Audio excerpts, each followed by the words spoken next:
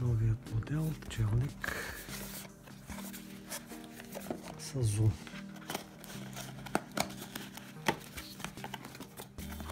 Какво има вътре? USB кабел за зареждане, USB към микро USB, две батерии, акумулаторни литиево-ионни тип 18650 и самия челник. Да, ето това е челника. Доста голям. Тук е с зум. Ето виждаме вътре диода.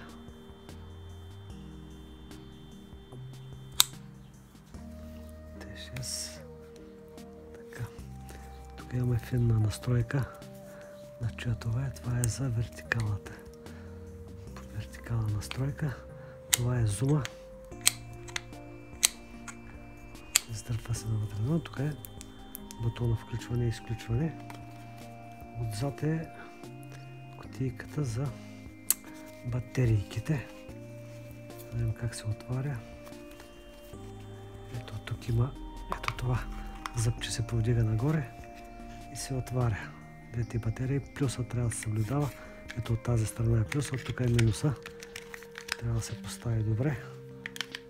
Така двете батерии се поставят. Затваряме и фенера е готов за експлоатация. Така, има един режим на работа. Това е икономичен. Това е SOS. Така, сега да видим зума как работи. Да, зума е с кръст.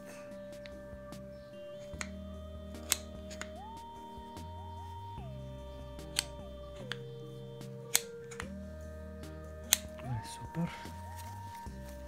Отзад също свети на тела. Така, изключваме го.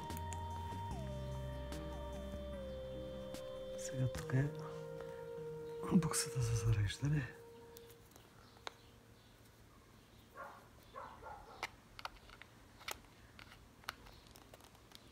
Включваме тук и към USB устройство включваме за зареждане. Има заглушка, тапичка и това е всичко.